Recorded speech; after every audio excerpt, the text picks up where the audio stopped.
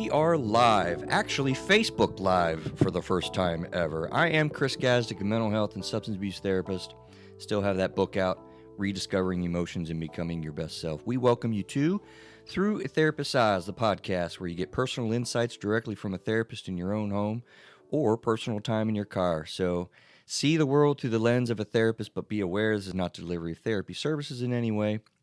And we're pointing out that you can help us out a lot. People don't understand kind of a lot of times how podcasts and our work kind of goes. You help us out a lot by subscriptions and on Apple iTunes, leaving a review, all that kind of cool stuff. So help us out, hit the like button. Always 5 stars. We can't go 3 stars. That would be bad.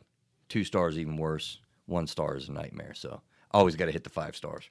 Anyway, contacts and questions, all of our contact at throughatherapist'seyes.com and all of our platforms, they get 100% response by me directly. And we're going to start trying to incorporate them more into the show. So check us out. Throughatherapist'seyes.com is where you get full show transcriptions, all that stuff.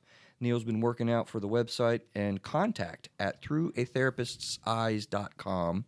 Just like the platform, just like what you see on the name of the show. It's a great way to contact us, and I'm good about getting onto email. So as you know, we have been doing a new format. We have guest co-hosts. So we have Mr. Matthew Hanks.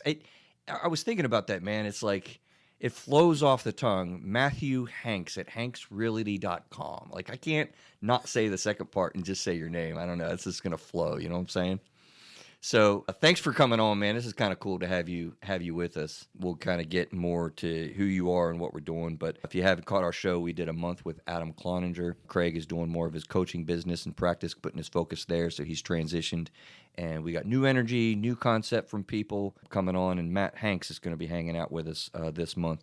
Unless we have a guest host, which have some things in the works. More on that kind of as we go. But this is, as always, the human emotional experience, and we endeavor to figure this thing out together. So, Mr. Hanks, man, welcome aboard. Welcome here. Good to be here. I appreciate you having me. Yeah, no, that's awesome, man. I am glad that we get different energy from people, different insights and different thoughts. And so, as we go along, you can share your view on the topics as we go. But tell us a little bit about you as who you are. I mean, part of the cool thing that we were able to do is really highlight that you're a local guy, man. You know, MatthewHanksRealty.com. Who is that? Who are you? And what do you do? Well, I appreciate you having me on, Chris, and appreciate the friendship and the opportunity to be here on the show. And congratulations on all the success. It's great to see we're on episode 147. I know, right? A lot of great success. And part of our mastermind every Tuesday morning, we're able to catch up every week and follow along with the journey. So good to see you have these guests on and cover these topics. Yeah, you outed yourself. You're a part of the mastermind group. That's absolutely been, how long have we been doing that? For a couple of years now? 3-4 years. Has it been 3 Yeah, or 4 yeah. already? Yeah. God, time just blows by. That's nuts. So what is a mastermind group? They might be wondering. Oh, we get together and it's every topic under the sun, but really just help each other, support each other. And whatever the topic is at the time, we work through it as a group. And everybody has their 2 cents they put in and just support each other, really. So, you're actually kind of one of these crazy people like Adam was, I think, that's born and raised around here and stuck around. Is that true? Born in Virginia, but I moved here real early on before I can remember. And I don't think I knew that. What age were you when you came here? 2 years old. Oh, okay. Yeah, I was only 2 when I came baby. to the Gaston area. And my parents still live in the same home where I grew up in. You know, it's been 40 years that they've been there. So this is definitely home for me. Moved away for a while after college, but came back to this area. And this Charlotte area, you know, specifically Gaston County, just feels like home. And moved away, I also got to out you, too, to do some really cool things. You got to tell them about Black Hawk helicopters. Come on. Yeah. Right. Yep. That is amazing. Yeah.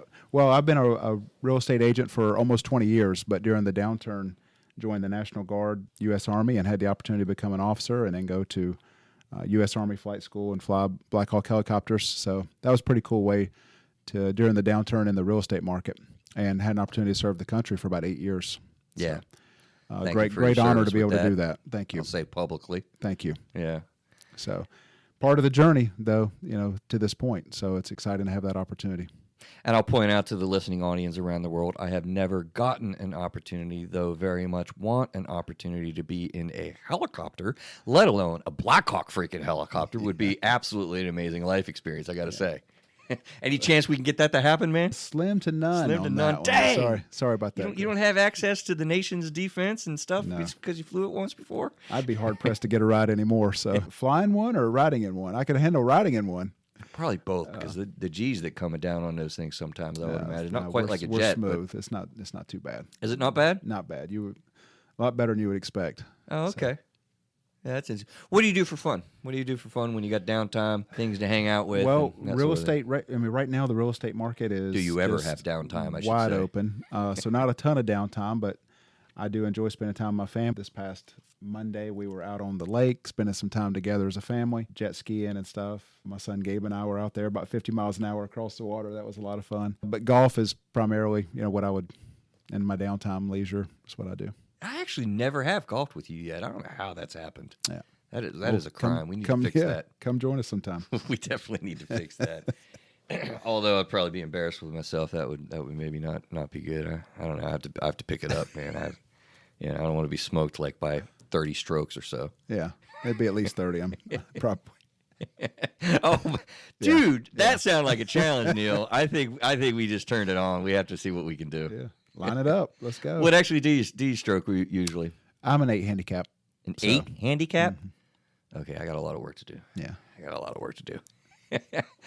So let's launch a little bit into what we're doing today. And Neil, I just realized with Facebook Live is now kind of on board. Post that up there by your computer if you would. I watched that. We're learning new things, and so we've been warning you about these cameras that we got going on. Right. We got that. We're going to be starting to post those on YouTube, and we got the Facebook Live thing going. That's pretty cool. So we're just kind of growing, and we just figured, we got new guest calls, so we're going to do a bunch of new stuff. And I do want you to get used to that. So on Thursdays, usually is when we're recording. It's usually about 5 where we fire it up, and you can kind of get on to Facebook Live, and we'll interact with you and all. But it just realized in real time, Neil, you're awesome, man. He already had the timer going for me because I just like a therapy session. This is in a lot of ways. Yeah. It's one of the cool things about Through a Therapist's Eyes, right? Like, these are real therapy concepts. It's not therapy service, but my clinical brain is kind of moving just like it does all day long. And now that we record right after I'm done doing therapy, my brain's usually trying to transition, and I just can't. So I've been doing therapy like all day long today, and I just realized, my timer's off because I usually use my phone to kind of keep track of what time it is, which we're constantly doing in a therapy session. I mean, right. It's like you got to manage the time all that way, and so. It's funny, also a little behind the scenes, Matthew. I never remember to start the timer. So, actually, if this is going to be the way it is, you get to start the timer and you'll probably get it every time. Yeah. Appreciate it. Appreciate it. Matt, we're going to talk about empty nesting today. Is empty nesting really an empty house? That's the subtitle is when kids get bigger, the problems also get bigger. You ever heard that phrase before? Sure. Yeah, absolutely. And if you don't mind, and by the way, anytime I ask anything or suggest anything, you don't want to answer, you don't have to answer. Okay. I tend to share different things, just in a genuine way. So because I say that because I was going to ask you, how old your kids are now. You have a slew of them. You don't have just one. There are 3 of them. They stair-step at my house: 7, 9, and 11. 7, 9, and 11. So 2 boys and a girl in the middle. Wow. Yeah. That's a handful. I got 2. And mine are 19 and 16. So, it was interesting thinking about what we were going to talk about this week. And we did a parenting thing last week, with a guest that talked about the sort of the whole family, developing a healthy family unit in a concept of parenting. And then actually I went on her show, and we've already recorded it, guys. So Therapist Size Tribe, jump over to, what's the name of her show? Total Potential is the name of her show. And we kind of did a spin-off, right? So we talked about the family unit from the parenting perspective, and then I went on her show and we talked about the emotion-focused therapy from a marriage component and sort of played off each other. So did she tell us, Neil, you don't know when that airs, do you? Do you have any idea when that's coming on air? I have no clue. Email it. I'll email Nicole and ask her to get the link because I want to post that on our website so you can get back to it. Perfect, yeah. So be on the lookout for that. But we talked about parenting with her, and I thought we'd follow through with that. And I thought it was interesting, too, Matthew, because, your kids are younger, and then mine are actually 16 and 19. So neither of us have personally empty nested yet. I deal with this in my office all the time. but you're like foreshadowing. Mm-hmm. And dude, I'm like right on it. Yeah, you're closer than I am. I mean, we deal with in our office too. I mean, I'm in real estate, and so the empty nesting piece, when you say empty house, that's right in line with what we do every single day. So we have people call us, and it's either the kids are leaving, they don't need all this room anymore, or the kids have come back, they need more room, and whatever the transition is, we're there to help. So it's right in line. This is something we deal with very commonly. You're a little time. mini therapist as a real estate agent. In a lot of ways, Chris, that's absolutely the case. Right. Yeah. Which is one of the reasons why I love doing this show, because it does address, I mean, living life and not being aware of mental health. Really, in most any industry I think you're engaging in, you've got to have an awareness about this stuff. Yes. So, and I wouldn't have thought that, but I'm sure you get people all the time. Yeah, we need to downsize, or we need more space because we want our kids to come to the house and be able to stay comfortably. Or absolutely. What kind of things do you hear? I'm curious. Actually, well, multi-generational is very popular right now. So you can have 2-3 generations of the family all living in one house. Right. And their home builders are even realizing that that's a trend and building homes specifically for that purpose. So whether it be an in-law suite or a basement area that has its own kitchen, something like that for the kids. Is that a baby boomer effect, you think? Possibly so. Yeah. Yeah. I mean, or returning children staying in the home longer than they would have, historically or traditionally, turning 18, going off to college, but the college years end and the children come back and they got to stick around. You got to have a home that's big enough and they want to have their own space too. It's not just having a bedroom for them, but, having a... Yeah, bunk beds don't quite work anymore. Not in this case, no. Bunk bed. Dude, I grew up with my brother in our, I guess we're diverging for a moment, but bear with us. Our room was a bunk bed, a dresser, and another little dresser. Yeah. And we had 2 little windows. And I went back and looked at how small the house was. And it was just, it floored me. And so you're right. I mean, as these changes kind of come around, if we were to come back to that house, there's no way we're going to be in that bedroom. That's right. That probably happens a lot. So hanksrealty.com real quick before we forget. How would they find you? How do they hook up with you? So hanksrealtygroup.com. So our firm is over in Gastonia, New Hope Road, Hanks Realty Group. And so we're on Facebook, Hanks Realty Group, or you could visit us online at hanksrealtygroup.com. Awesome. Did you put a phone number out there? 704-931-8480. Do you have it memorized? Call or text, of course. He has it memorized. He's on camera. Yes. Nobody has phone numbers memorized. Well, that's our main number. So call us, text us. We will be in touch with you. And seriously, I'll put the plug like you guys do. You care about people. And I think it's interesting. People are going to be able to get to know you and see you, in the way that you go about, talking about these things. And as you just said, I mean, you're sensitive to their needs so far as, housing size and life changes and transitions. And I know this dude, I've got to know him, and he cares about people he's working with. It's not just, I would be fair to say, we'll create a tagline for your company, man. It's not just a deal for you, right? Not just a deal. Yeah. We say expect more because we do care. Yeah. And that's one of the things that you're not the only one that's pointed that out, but it is different. Yeah. That's how we approach it. So as always, we like to kind of start out with the definitions. A lot of times people don't really know what we're talking about. Okay. And, the empty nesting syndrome is actually like a thing. People call it a syndrome. So, yeah, Neil warned you. I like to catch people cold. So if you saw this title, empty nesting in the States or in different stages of life, what comes to your mind when you think empty nesting? Well, I mean, I think of it as, my wife and I, we have a home that's a large enough home for our family. And I think, well, we're in a period of time, the next 10 years is probably this is the space that we need. And as all 3 leave for college and leave the nest, we don't need this space any longer. So we would need something different at that time. But I'm thinking in terms of housing, because that's what I do every day. Right. So, it may be the emotional side of it too with the kids leaving. And that may be more what you deal with. I'm dealing with the real estate side. So, empty nest syndrome, it's not a diagnosable condition, but it's an experience. It's a thing that people kind of get into. And I like the second definition. The first one's real simple, right? Where is it? a household in which one or more parents, live after the children have left the home. Okay, I mean that's the general idea of what people think about.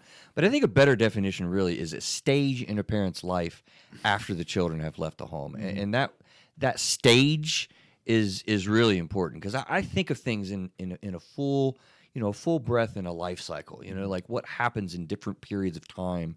And this is an interesting one because we've talked about the lost decade. Redid that show recently.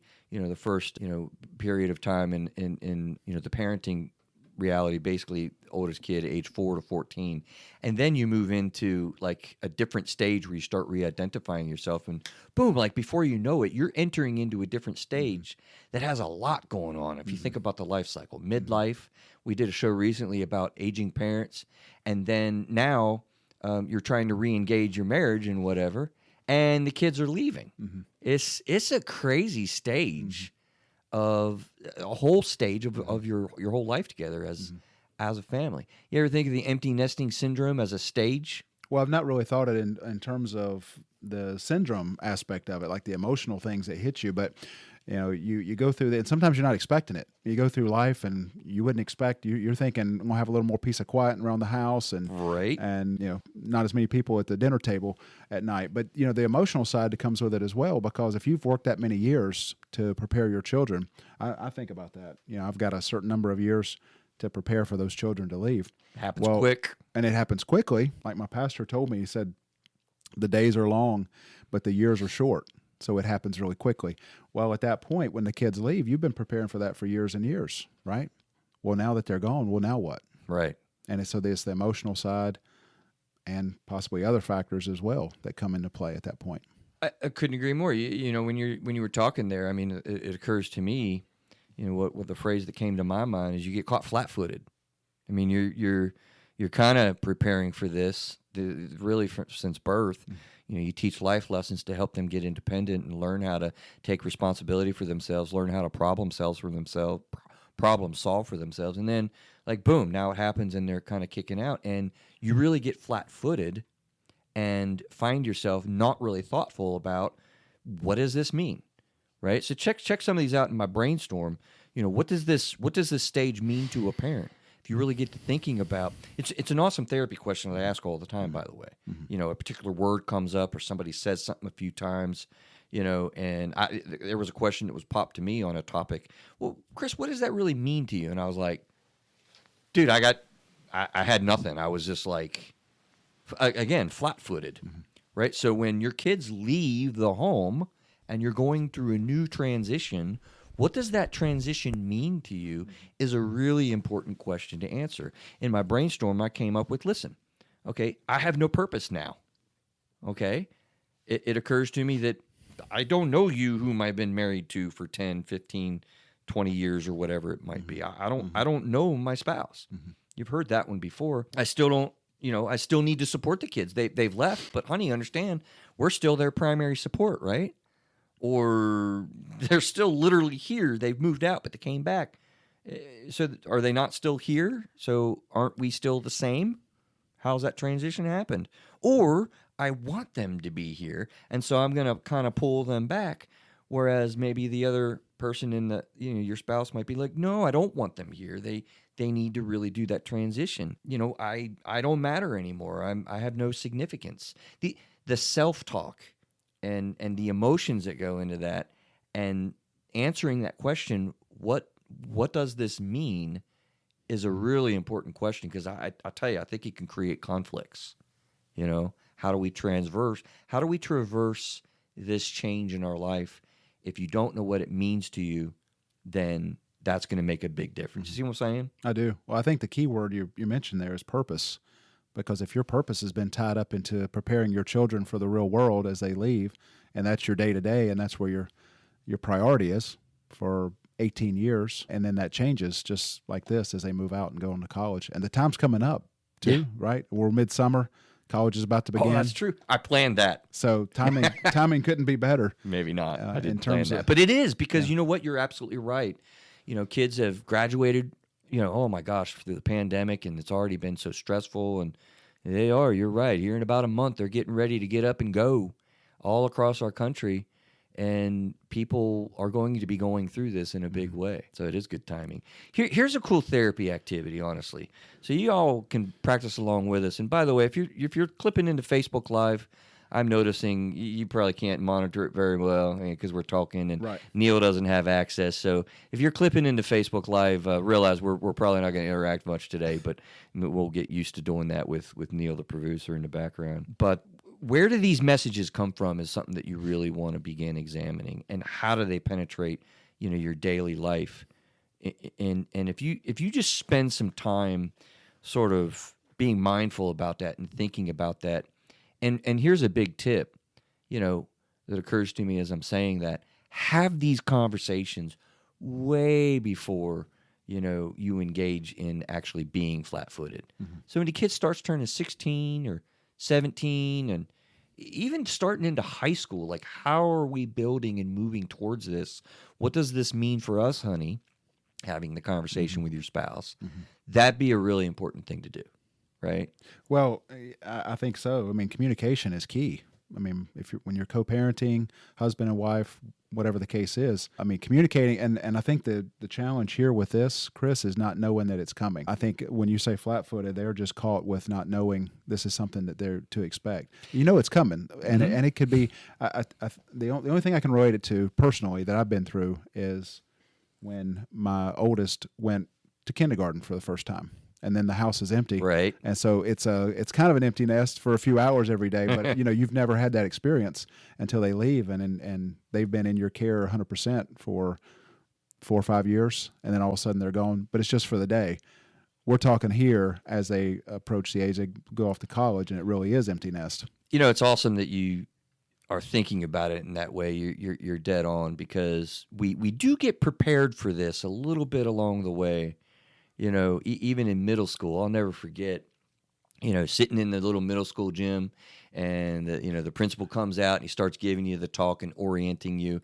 One of the things that I think they almost always begin preparing the parent for is, now's the time, and we're going to talk about here in a little bit, so I'm foreshadowing, to let go of some of the ways that you've engaged your kid in elementary school. So you're right, from the transitions with daycare, on to the transitions from elementary school to middle school, on to the transitions when, OMG, the kid got the car. Talk about letting go. Not ready for that yet. You're not ready for that. No. It is, I'm telling you, Matthew, it will trip you out the first time you look at those tailpipes. Yeah. Well, I'm taking my kid on Monday for his permit. We're a little freaked out. So Neil's in this right now too. Very much so. Right. Yeah, when the first time that kid gets in the car alone and starts driving down the road, so the point is here, right? There really are all these transitions that are going on all along the while, and if you're paying attention to your experience with them, so again, what's the question, right? What do these messages come from? Where do they come from, and what are these messages, and how do they progress through these different transitions? Is some really good awareness to have in connecting with your spouse. So that's cool. You've transitioned from middle school to high school. Personally? Have they not? Well, wait a minute. How old would you say they are? Yeah, what grade is the oldest one in? Well, we did something new at our school where they had 5th graders in middle school. So that was last year was his first year in middle school. Oh, I'm off then. Okay. So, yeah, it's different. Back when I went through, it was elementary school until 6th grade, but that changed in the school we're in. So man, they're constantly changing things around. Whatever happened to junior high, right? That's gone. Years ago, that was gone. That's way gone. So yeah, have we made that point, right? Have these conversations, have this awareness, kind of be dialing in and talking about it really all along the way as you go. So let's switch and do a little segment on, okay, the subtitle of this is, okay, so the kids get bigger and so do the problems. Have you heard that before? Yeah, I think so. So you're an interesting person to ask in thinking about this in the sense that your kids haven't really gotten that big yet. So what kind of things do you imagine blindly that this might mean? Like what kind of things might pop up? As problems come? Yeah. I think about the control that we have over our children and that control decreases a little bit as you go. Totally. And their level of freedom increases, and my level of control as a parent decreases. And so, like when you mentioned the car, okay, we're several years away from them driving, but the moment they leave, I don't know. Several. So he's 11, so permit at what, 15? So Yeah. it'll be here like this. Yeah. But I mean, as an example, today Gabe has his own YouTube channel, okay, chopatop.com. So he's trying to Sweet. get that going. So I had to give him a plug there. Absolutely. Well, he's working hard on it. He's recording his content and he's putting together his Minecraft videos and all. Well, he's online today, brought him to the office so he could do some editing in the office. I got a extra computer there so he could do that. So he's excited about that, right? Well, he's working on that. Well, I go in to check on him and he's on YouTube looking at other stuff. Well, as soon as I give him that access, my level of control goes down. His Boom. level of freedom goes up. Right. And so when I think about larger problems, I mean, we deal with one level of problems, but as the level of freedom that he has takes off, he's on his bike traveling through the neighborhood. Next year, it's going to be in a car traveling through the community. I don't know where he's going. I don't know who he's with. The big thing for us next is the cell phone. Yep. Because he's 11, he doesn't have a cell phone. So we're trying to decide, his mom and I decide, when's he get a cell phone? And I don't want it to be when he's 16 or 15 because I don't want the freedom of the cell phone and the freedom of a vehicle Exploding at the exact same time. Right. So we want to introduce the cell phone at a period before he has the freedom of the car. And then the freedom when he leaves and he's at college and he truly is on his own, that's a whole nother level. So to me, it's related to the amount of freedom that he has, depending on the number of problems that we have. And there's a bunch of new problems with that come up. And it's so a whole it's so different than we grew different up world now. in the way of social media and the internet and these things that we have phones. I mean, look at this room right now. We have a couple of microphones, we have a couple of cameras, and another phone, hitting the Facebook, and it's literally shot around the world, just like that. Yep. It's trippy. Yeah, I was talking to one of my best friends earlier, and we were talking about some things that happened in the past when we were growing up, and I was thinking, man, I am so glad that there weren't video cameras walking around, production studios essentially in the form of a cell phone in everyone's pocket. Right. Right. Because that's the way it is today. I mean, you do something silly, crazy, and it's going to be on video, posted, and possibly live before you even realize it. And all the crazy things that we've done in the past and stupid stuff we've done, and it's not haunting us in the form of video evidence. Yeah, right? a perfect example. I mean, and this is when he was really little. I mean, we had everyone. I think I'm a little embarrassed to share this, but I will anyway because it started, and I believe in being genuine. I mean, little guy in my home decided to use the BB gun. Yeah, you might know where I'm going. Here we go. Yeah, and it was on, not TikTok. What the heck was it? It was on Instagram or somewhere. Well, the BB gun was used in ways that we don't support. I see. Right. Poor little birdie, and I'm like, you cannot post this, man. Like, this is. And he had no idea, very innocent, meant nothing of it, something that probably people experiment with, when they're kids. We had a horrible day with a turtle when I was a little kid. That's a whole nother story. It was a terrible experience, but we didn't understand, and we were just doing some things, and you learn that way. But now you're learning with an immediate audience, and so here's the point with this segment, right? What kind of problems are we talking about? Because I think that parents are not prepared when the kids get older and the problems get bigger is a phrase that you may have heard, but you're talking about very significant and serious things. I can't tell you, Matthew, how many times I've had, students in my office, 16, 17, college students, 22. Dude, they're becoming sexual online. And they're talking to people that they shouldn't be talking with that are great risks. We've talked about human trafficking on the show before. That's real, people. Like, that really happens. You get drug contacts. You get the major issues with driving and racing. You're a local person. They ever do Franklin Boulevard events? You know what I'm talking about? Oh, there were several areas in town. You knew where they were doing the drag racing. Right. That's obviously seriously dangerous. What do you do when that freedom begins to drop off and these things begin to occur? Because the problems really do get bigger. Well, that's why our focus right now, from a parenting standpoint, is trying to train them up to be ready for that freedom. I mean, if there's anything that I want to train them to do, is to make the best possible decisions in the situation. So Yeah. I tell them there's two keys. Okay. One is to know the right thing to do, and the second is to have the courage to do it. Right. There's really only two keys. So if I can teach them that principle early on, then when he's 18 years old and has the keys and his buddy wants to challenge him to a drag race, okay, is that the right thing to do? Okay, the answer is no. And just having the courage to say no, I'm not going to do it. My kids haven't made the connections, I think, probably, but every time they walk out the door, you know what I say to them? Be Make careful, good decisions. come home safe. Nope. Make good decisions. Yeah. That's it. That's it. Mm-hmm. It's just that it's a constant sort of reminder, Mm-hmm. you know. And do you think they do all the time? Like, not even close. Yeah. But at least they're thinking about that, because I like the way that you put that. That's absolutely very therapeutically driven. And when they're walking out the door to college, guess what you think I'm going to say to them? Make good decisions. The same thing. If you trained them up, you know, through years and years, you've trained them up to make good decisions at an early age, they should be in a better position to make them whenever they leave for college. Mm-hmm. I remember going through the Army training of becoming an officer in flight school, like we were just talking about, Chris. And that was the number one thing, is you got to make quality decisions, especially when you're leading other people. Right. I didn't know I was a military trained person. Well, that's key. It's like, what's the biggest training that we're doing? And they're training you. We want you to be able to make quality decisions, and then under pressure.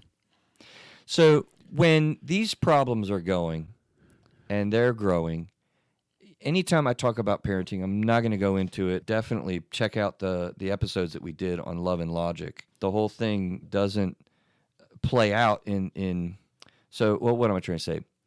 So the basic idea of love and logic is, follow me for a second, right? Kid, you could do anything that you want to do as long as you don't cause a problem for anybody else. I see you caused a problem there. You need to fix that problem. And then the kid's going to come in and say, you know, no problem here. It's the parent's job to say, yeah, there's a problem. You need to fix it.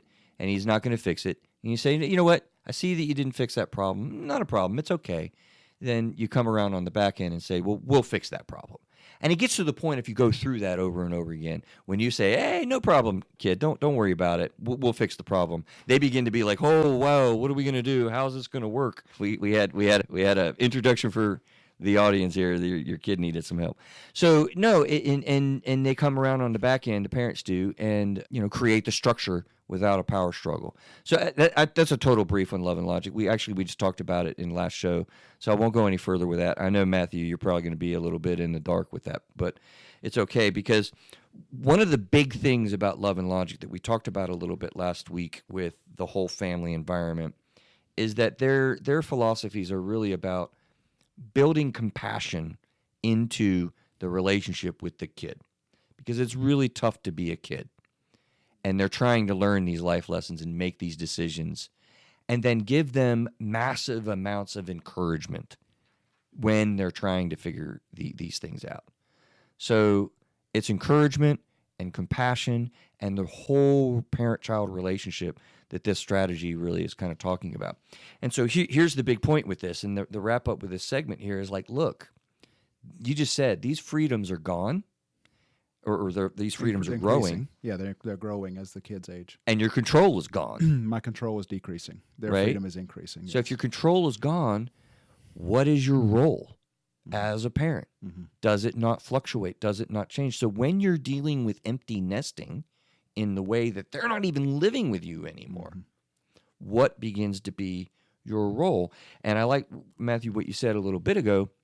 The whole time you're building up to releasing them into the world, and being thoughtful about, well, they're in middle school, do we do the cell phone when they drive and the cell phone? We don't want all that to you managing this. You're managing the relationship with this kid. And the big takeaway here is, when you're in empty nesting syndrome, your job goes away from providing to supporting. Right? That's the big transition. You're no longer providing very much for them. They are able to provide for themselves. And I find parents very much struggle with, well, what do we do now? And the answer is, You hopefully have been building love and logic strategies with compassion and encouragement, and you transition to primarily doing what our mothers and fathers do for us today, hopefully, which is encourage us and support us and are still active in our lives. Big transition. Yeah, and you touched on the point earlier about purpose. So if you're going through empty nest syndrome, it probably is something related to you're losing some of your sense of purpose. You've had one purpose for 18 years, let's say 18. The number may be different. But I don't think there's any loss of value there. You're still a tremendous value to that child as they leave, but your role in their life and your purpose just has to change. And it might be the flat-footed piece that you're talking about. Right. The recognition that my role has to change at this time, but my value is still there and my purpose is still there. It's just different at this time. Because you're still extremely valuable in the life of that child. Yeah. Extremely My mama valuable. is It's very just in a valuable different way. nowadays. That's right. And Yeah. they still need you just as much, I would say, in a different way. And, honestly, that triggers my thought to when you're dealing with teenagers. So if you're empty nesting soon, they're teenagers, and we talked about this Cole last week. There's something that stuck to me in the love and logic thing that I talked about last week when I was at a conference with them. They pointed out that with your teenage kids, you want to continue physical touch. And unfortunately, a lot of times they don't want it.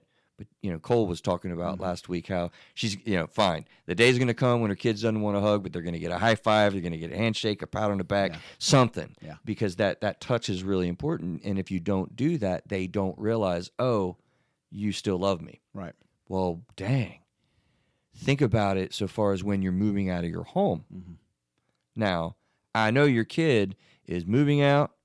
In about 2 months, they're excited about going to college. They want to be active and engaged and in launching into their whole new life and partying and, experimenting with drinking and driving. I mean, they're unfettered. They're out there. How much do they need to know that you're still in their life? I think that it's critical for them to know that. I mean, what a critical period that they're going through, that they're experiencing that freedom for the first time. Right. That's not the time for them to sense that you love them any less. Right. And I remember a parenting conference that Susan and I had gone to, and some of it was around the 5 love languages. And they said it was a period of time when your children age before you can kind of start picking up on what their love languages are. We kind of have a feeling for all 3 of ours. But they said that what you do, until you know what it is, Do them all. You do them all. Do 'em all. And you overwhelm. Absolutely. and so we just try to take that approach of the 5 love languages. You know which one we're going to focus on for each of them. There's not going to be a focus. We're going to overwhelm them with all 5, all Right. 3 children, all 5. And that way, no matter which one that they needed at the time, and maybe it changed a little bit as they aged, that we were going to make sure that they received it. So we're purposeful. And it's a about little that. bit of a side note, but it stands to comment on, one of the things I think about and talk about in marriage counseling particularly, I like the love languages material. If you've ever heard about it, his name is Gary Chapman. He wrote the material. He has also got, Matthew, the 5 languages of forgiveness. If you ever heard of that, I've not. definitely check that out because it's equally as groundbreaking. I don't know why he got major popped for the love languages and not the languages of forgiveness, but it's equally in way of apology forgiveness cycle is important. But the thing is, we speak all 5 languages, and people get hung up on that. So doing 1 or 2 or 3 of them is always a good way to go, is the way I've kind of seen that, But let's circle back, right, because there's a phrase that I wanted to pick on with this, and I've heard it before, and it gives me kind of a little bit of a level of concern in that, you ever hear somebody say, yeah, well, you know what, you're 18, and when you leave, don't just realize, you're leaving and you can't come back. You don't need to be coming back. Just gear your thoughts, gear your life, get ready, and it's okay. We love you, we support you, but you can't come back. There's a closed door at the other end of this empty nesting. Mm-hmm. I don't know exactly how I feel about it. I was kind of pondering it in my show prep. And I think I want to go ahead and make the bold statement that that's not a good thing to do. That is something very specifically to avoid. Contrasted, though, and I know this is a little bit of doublespeak, but I think of our friend David. Now, I don't know if you picked up on about it. You know where I'm going? I think I do. Yeah. Yeah. He carries kind of the view that, when his kids are actually, well, he's got some older. He was on our show talking about his situation year ago or so. Anyway, the kid's 16 years old, and he's kind of beginning to prep him. Where are you going? What are you going to do? You leave when you're 18 is the expectation. That's building towards this transition without, closing the door. So there's a real balancing act here, because you also don't want to be 35 years old and live with your parents, right? Well, my daughter, she's welcome the rest of her life. Oh, wow. Yeah. Be careful there. No. I think as far as trying to make that statement at this stage, I mean, my kids have got a number of years before we get to that point. It would be too early for me to say that. I don't know what position I'm going to have at that point, and I would probably handle it on a case by case. But I like David's approach is we're not going to wait until you're 18 and make the plan then. You're 16. We've got a number of years. We know it's coming. We're going to be working on a plan for it. Where are we going in life? What's our game plan? This is a big double bind in empty nesting, particularly now that kids are rebounding and coming back home, and it's a balancing act, right? Think about encouragement and support. How does that operate? Is it encouraging and supportive? And I'm going to say a word here. It's a clinical word. When you have codependency enters into the picture, you get really stuck into this battle of how much is giving and how much giving is hurting. When are we helping and when are we hurting, and how does that operate? There are not exactly clear lines here. But I do, and then we need to move on. But I do want to kind of highlight giving a closed door sort of feel to it. Definitely gives me a little bit of willies and concerns there. Yeah. I would handle it on a case by case, but I would never want my children to have the feeling that they weren't welcome at mom and dad's house, because there are certainly things that will come along in life that may cause them to want to or need to come home for a period of time. It's not going to be an extended period. If they're there, we're going to be making a plan together of what's going on in life and how do we get you where you need to be. But I wouldn't want to go into it when they leave at 18 saying you can't come back. That wouldn't be my. Yeah. No, I'm with you on that. Yeah, it's a double-edged sword, and it's a balancing act to kind of go through. So let's go with the big topic here. Okay, wow. So here's your kids get ready to leave. They're going off to college or different methods. How do you go through the process of letting go? Oh, man. And we did a whole, I thought we did a show on that. I don't think we did. I think we've peppered it in. We probably need to do an entire show on letting go, because it's a challenging thing to do. But there's a lot of this going on at this time. And over the next couple of months, you're kind of looking at oh my gosh, this is all right in front of us. How do we engage this process of launching and supporting this kid while they're launching? And so letting go is oftentimes the big hitter insofar as what parents struggle with. And you can understand that, right? 18 years, just near 2 decades. Or if it's your second or third child, OMG, how about your last child that you're really getting to let go of? That transition and being able to just drop the control, let them fly, let them go. Boy, it's such a hard thing for parents to stomach. Yeah. Well, and we know it's coming, and it's a healthy process for the parent and probably and the child. I mean, I'm not a therapist. You're the licensed therapist, but the thought that comes to mind is that I think it's a verse in Proverbs that says that happy is the man whose quiver is full, and it talks about children. Right. Well, what is a quiver? It's just that tube that holds the arrows. So you think of your kids as arrows, right? Well, that's the entire point of an arrow, is to draw it back and let it go. And if you've done your job, that arrow is straight and true, and it's ready to fly and hit the target. So that's what my thought is when they're 18.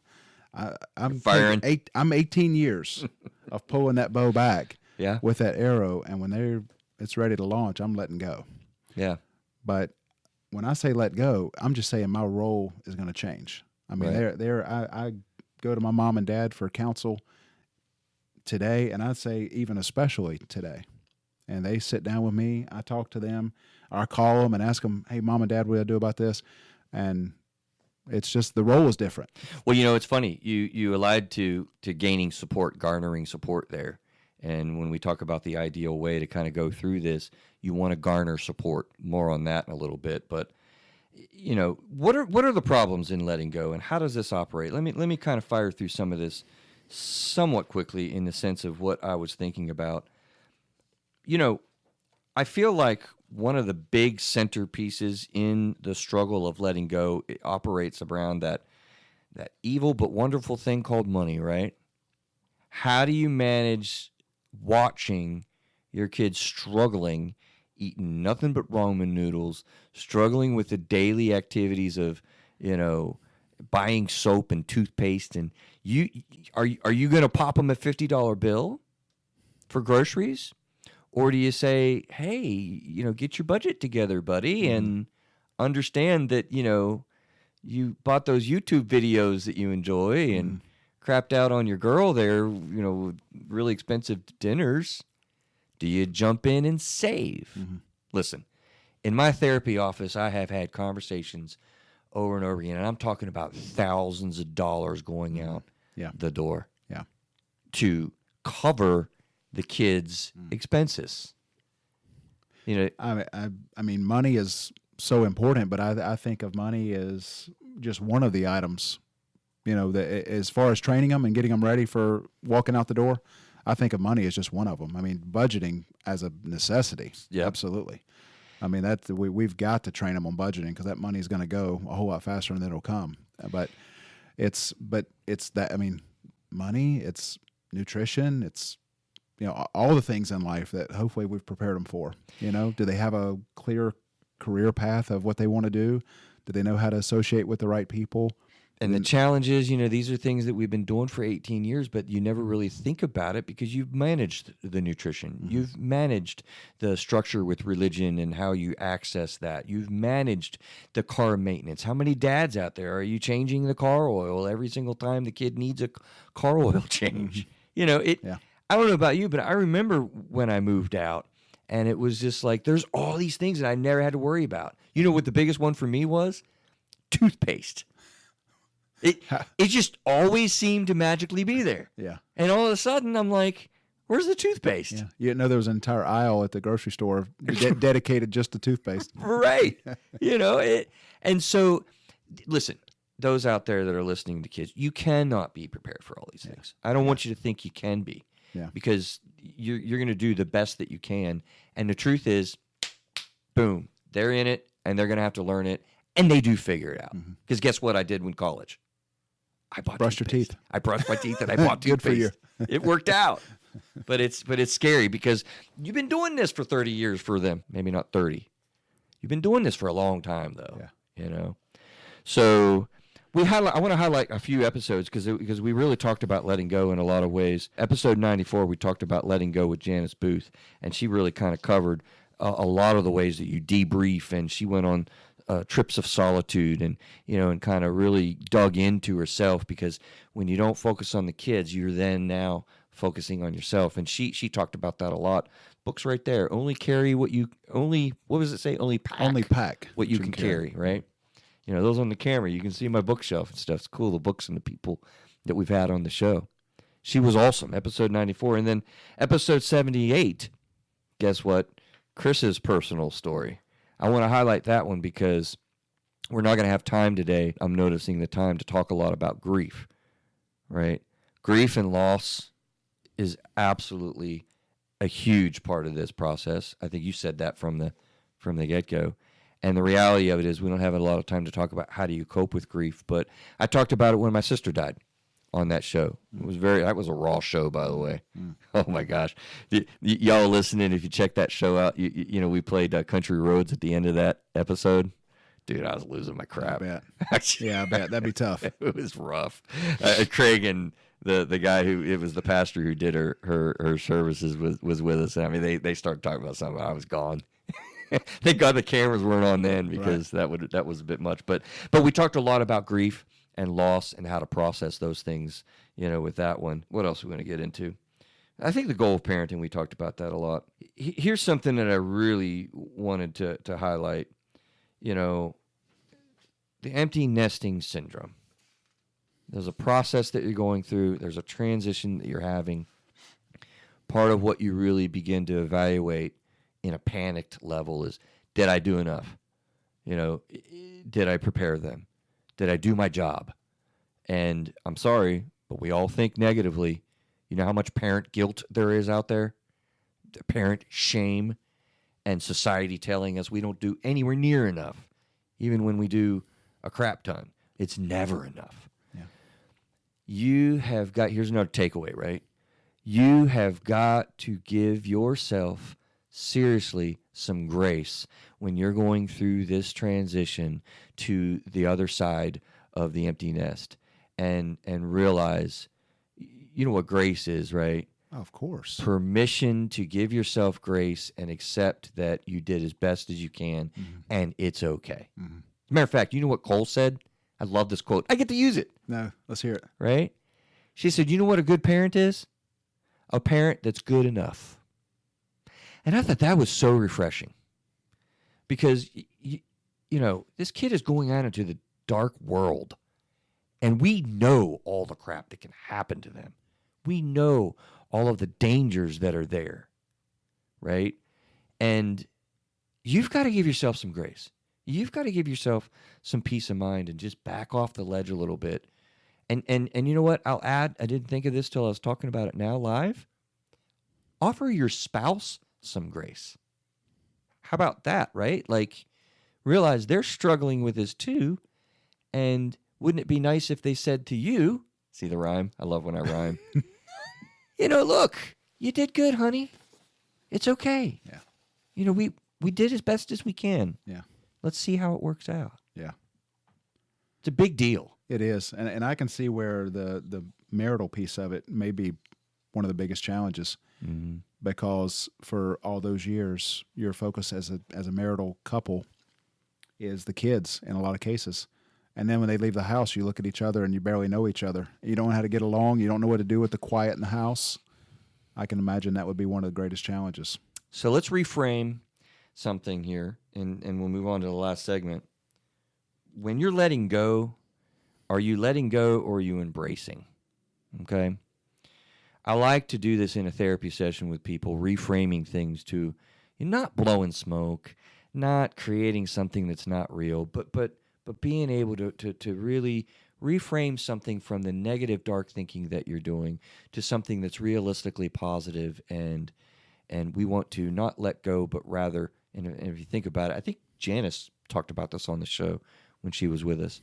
You have to let go if you're going to reach out. Like, you know, I'm holding onto this microphone and I want to reach out. I have got to let go of that to grab onto something new.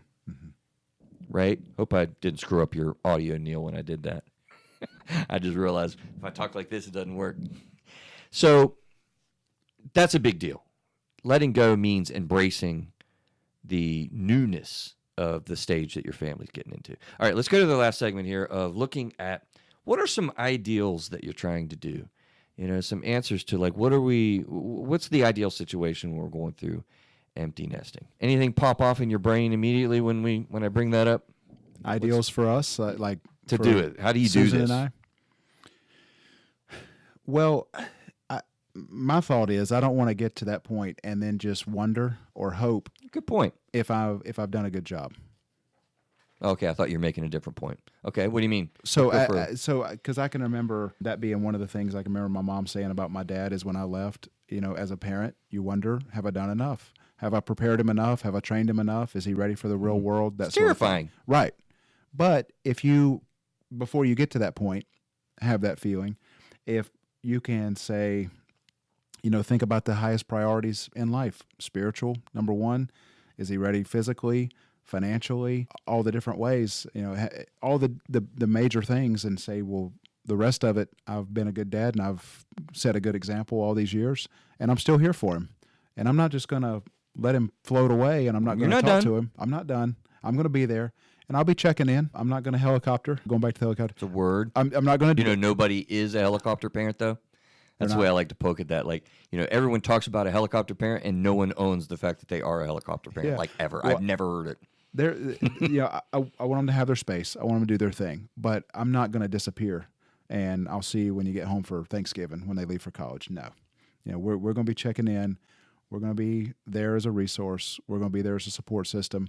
And there's just too many ways that they can, right? I don't know if other parents feel the same way, but there's too many things that they can get into, or too many roads that they can travel. I'll be checking in. I want to be there as a support system. Some lessons they're going to need to learn. I get, but that's my philosophy as a parent. Yeah, no, I get it. I think you're pretty spot on with a lot of that. So the normal way that this goes, or not the normal, I definitely not the normal, but the most common way that I think these transitions begin to occur is exactly like you said. Kids are going to college, right? That's when you're leaving, you're going to a school. That's the way I went out. I went out going to college, and then the summer I had the horrible experience of going back home for a summer, and I never went again. I was done. I was ready to stay out, and that was like being in my apartments. That was when I bloomed, man. It was the best time of my life for sure, I think, in a lot of ways. So going to college is the typical transition, and I think we get a sense of how that happens and how we want to try to ideally go through that. Oh, by the way, a lot of kids absolutely wash out. I can't tell you how many kids I've had in therapy, Matthew, that have gone to school, didn't take the grades seriously, didn't do what they needed to do, and boom, they're back home and they washed out. You got to pick them up when they fall. But sometimes kids move in with girlfriends, or they become close to marriage and then begin moving out. Community college is becoming very, very common, and so you stay at home a little bit longer, and you go into the community college and you kind of deal. It's a little bit of a transition, kind of as well, though that'll feel like a lot like their senior year, in a lot of ways. But but they stay home. Okay, so those are the common threads, and I mentioned David's idea, and you're 18, and and how do they go? So here's the the big question: how much of a push? So we touched on it before. Let's circle back to that. How much of a push do you really want to give? Because nowadays kids really are staying home longer. I mean, the millennials have waited longer to have kids. They waited longer to get married. A lot of them are coming back home after they've been to college. I mean, I have parents all the time, full degreed kids. They have full degrees, and maybe they want to go to grad school. Maybe they don't. They're not sure what they want to do yet, and they come back home. I don't have a solid answer, but I do have a word of caution. We need to balance, not a closed door, I said that earlier, but how do you balance the push? Mm-hmm. The old school thinking is you push them out of the nest, right? Right. And they fall down somewhere, maybe they fly, hopefully they do. That's not really realistic anymore in today's day and age. You follow what I'm saying? Mm-hmm. Like, how do we get to this balance point? Mm-hmm. It's a tough answer. Yeah. Well, I know my experience. My parents welcomed me back in for a period of time. I left, took a job. That job didn't continue after a while. And when I transitioned into real estate, I lived at home for a while. And at that time, I think I was 23. Yeah. So I had already left, gone to college, taken a job. And when it was time to transition into another career field, I lived at home for a number of years until I had my own place. And I'm right in there right now with that. I mean, I'll share, I think, in a bit of genuine fashion. And I've had this conversation directly with him. My son's 19. He's not doing the college thing right now. And I've told him, listen, he is doing awesome with his budgeting. He's got the awesome job. His work ethic is off the charts. And I don't absolutely mind supporting him for, a period of time, a little bit of time. Mm-hmm. I say a little bit. In my mind, it's like a minute, because 2 years or 3 years is, it's like tomorrow. In his mind, I don't know if that means like the next 10 years, but I'm pretty sure that he doesn't, because we've talked about it. Matter of fact, he makes the joke. He's like, Dad, you want to push me out now, don't you? You're ready. Like if I'm pissed off with him or something, and he'll pop me. He'll budge me with a jive. But there's a serious balance there that we kind of got to look at. And I think the suggestion I kind of want to go back to is, as you pointed out, actually, you were spot on again. Dude, are you there? Like, what is up? Play one on TV. Yeah. What is the commercial? You have you drank your booster drink or something. What is the commercial? Oh, come on. Now I'm bombing. Yeah, there's a commercial. Oh, the Holiday Inn. You slept at the Holiday Inn last night. Yeah, that's me. So, Now I lost my train of thought a little bit. What was I saying? The kid. Talking about your son. He's great at budgeting. He's there for a period of time. He's doing well, and you're putting him on a path to really succeed. He's not doing the college thing. And we're talking about the push to engage. I don't know. I totally lost it. It'll come back. And it was a good thought, too. I hate when that happens, The balancing act. So we're kind of looking at how to balance out, supporting them versus pushing them and, engaging in that balance. And it occurs to me along with that, I guess I'll go to my next thought and maybe it'll come back to me because you really got to be coordinated with this. Mm-hmm. Some people are single parents. Other people are co-parenting together. Other people have step parents. How much of an importance is it, to speak with one voice about how you're doing this? Kids pick up splitting differences, and I see it all the time, in my therapy offices where kids are splitting their parents out. And so when you're empty nesting, you're dealing with this loss. You've got a lot of things going on, even maybe with aging parents, because a lot of things hit at this time at the same time. We want to have conversations to begin framing this together because you're starting to look at your marriage more because that's where the focus transitions to. So are you and your spouse together dating and re-engaging and trying to reconcile or repair? How are you together speaking towards the kid? Mm-hmm. With this balance of pushing them, because you do push them, mm-hmm. and hopefully it's an encouragement and compassionate way, mm-hmm. versus softly allow them to recover. Mm-hmm. I think I got my thought back. Okay. Because I was thinking you were talking about the way that you went out, right? And I was going to give another example. My next door neighbor, I think that I can safely say he can remain anonymous. He talked about his kid, and I watched him grow up. I'll call him John, right? So John grew up, and he went off to college, and I talked with my neighbor about it, and he's helped me kind of envision how does this work. Dude, he bombed. He flat fell on his rear end, and he needed help. Mm-hmm. And so they had to totally reset him. And I remember John? Is that what I call right. him? When John came back, and he was back at the house. It was awesome because he was all grown up and he actually talked to me. Yeah. He was a different kid. But he absolutely needed to reset and launch out. Mm-hmm. So my point here is, yeah, you want to push. And yeah, you need to encourage. But the reality of it is there's absolutely a reset that happens a lot of times when, you're kind of going about this. Yeah. It's a case-by-case scenario. Yeah. That's why I said I wouldn't be able to sit here today and say what my philosophy or policy is going to be about kids coming home. Because my kids never need know. a reset. Oh, they're going to be more than welcome. And we're going to do whatever it takes to make sure they're on a path for success in life. And if it means a reset in our home, that's what's going to happen. But there's a lot of problems that can come. And, we don't have a whole lot of time to talk about it. We've talked about it on other shows. Substance abuse can happen. Mm-hmm. They need pushed. Mm-hmm. Anxiety can begin to occur. There are a lot of college students that are struggling deeply with real mental health conditions mm-hmm. that need to be pushed. Depression and reaching out. I mean, college campuses are strewn full of depressed kids that are drinking probably too much because they're coping, and they want to kind of come back. So the danger here is when they need a reset. That's fine.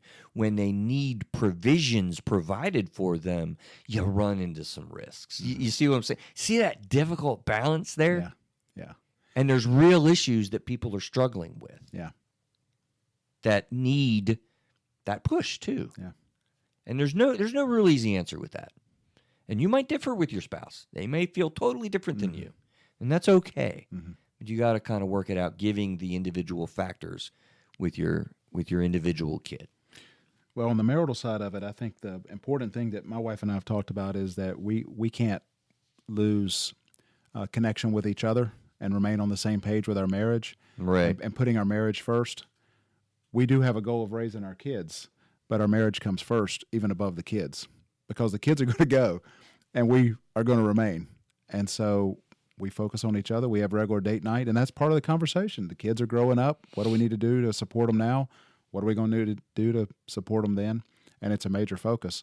But that way we're not strangers when we look at each other that day when the last one leaves and we look at each other and we're the only ones in the house, and we don't recognize the other person. It is super hard. I mean, it's a challenge. That's why we particularly when you're in the rat race race of doing all the things that you do during all that time, you know, soccer and AAU baseball and, you know, dance class, and I mean, it's endless. So it does not stop. Yeah, it's always endless, something. You know. So, okay, wrapping up here, taxiing in for a landing a little bit. We talked about rekindling the marriage a little bit as a big factor that you want to look at. Episodes 142 and 20, if you will, talking about the lost decade. These shows are really stacking on each other a little bit, you know, the more that we get along. And I pledge, and I've done a pretty good job, Neil.